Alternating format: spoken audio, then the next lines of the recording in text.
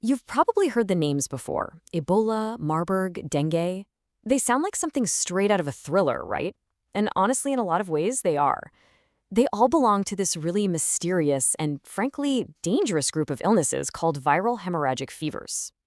So, what is it that makes them so terrifying? Well, that's what we're here to figure out. Okay, so the very first thing you need to know about these viruses is just how incredibly infectious they are. We're not talking about your average cold here. A single case can be the spark that ignites a massive public health crisis. It's exactly why you see organizations like the WHO and the CDC just spring into action the second an outbreak is even suspected. And then there's this. These illnesses aren't just severe, they are often devastatingly fatal. The hemorrhagic part of the name, that points to one of the most frightening symptoms you can imagine: uncontrolled bleeding. It's this grim, dramatic reality that makes these diseases so frightening and why they grab headlines every single time. And finally, there's this huge element of mystery. For some of these viruses, scientists still haven't been able to pinpoint where they hide in nature. Where's their home base? That unpredictability is what makes them such a constant looming threat. So let's start peeling back the layers on these culprits. All right, so let's get down to it. What exactly is a viral hemorrhagic fever? To really understand the enemy, we have to know its profile, what it is, where it comes from, and, most importantly, how it operates. So putting it simply, a VHF is a severe illness that hits you, and it hits you fast and hard. The word acute just means it's not a slow burn. You get sick, and you get sick quickly. And tragically, these infections tend to have very high mortality rates. But you have to remember, VHF is really just an umbrella term for a whole bunch of different diseases. So let's meet the families.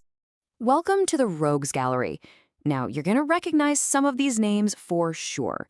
Under Filoviridae, you've got the infamous Ebola and Marburg. And over in Flaviviridae, there's the mosquito-borne troublemakers dengue and yellow fever. But look over at RNA-viridae, Lassa fever might not be as famous in some parts of the world, but it is a huge threat in West Africa. The point is, each family is different, but they all share a disturbingly similar and deadly playbook. So you've got 5 totally different virus families, but they all kind of have the same attack plan, the same MO, and figuring out what they have in common is absolutely key to fighting them. Let's break down their shared features. This is basically their shared tactical manual. First off, they're all RNA viruses. All that means for us is that they can mutate and adapt really, really quickly, which makes them a moving target for scientists.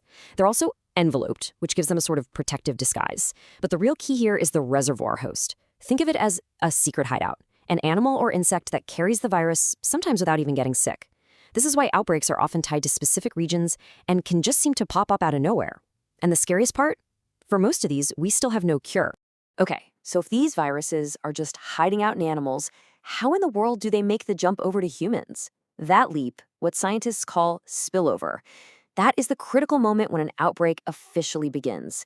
Let's trace the different pathways. So the virus has a few different ways to get to us. You could get bitten by an infected mosquito carrying dengue, or you could be cleaning out a shed and accidentally breathe in dust contaminated with rodent droppings. That's how hantavirus can spread. You might also come into contact with infected animal products. But here's the kicker. Once one person is infected, some of these viruses, like Ebola, can spread like wildfire through direct person-to-person contact with bodily fluids. And that's how a single case can explode into an epidemic. These outbreaks often start in pretty remote places, maybe a small village far from any big city. And it's really easy to think, well, that's sad, but it's not my problem. But in the world we live in today, is any outbreak ever really just local? And that right there is the big question, isn't it? Why do we worry so much about these sporadic diseases? Because in a world that's connected by planes and trade and travel, a local problem can become a global crisis in the blink of an eye. And here's exactly why. Think about it. An infected person can hop on a plane and land on a completely different continent in less than a day, often before they even start to feel sick. That's how a regional outbreak goes global. It turns one country's health crisis into the entire world's problem, fast. And this right here is the absolute nightmare for doctors. In the beginning, a VHF looks just like the flu. You've got a fever, body aches, you feel tired.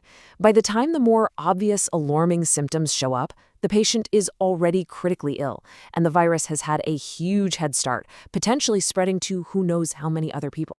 So why do we pour so much money and effort into studying these viruses? Well, for one, the outbreaks are completely unpredictable.